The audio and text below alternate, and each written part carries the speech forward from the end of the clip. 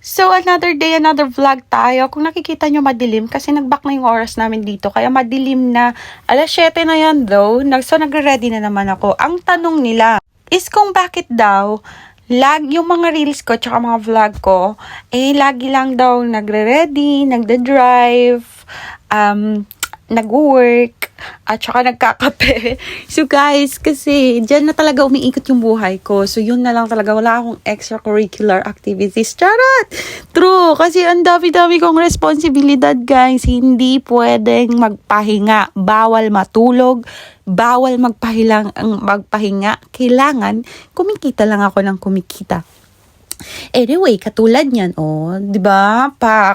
Pero pero anyway, today is a very special day kasi kukunin ko yung aking badge, ID badge sa future workplace ko. Ayan, ipapakita ko sa inyo ha kung saan 'yon.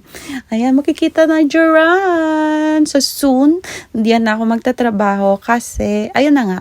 Charot na lang. Bye!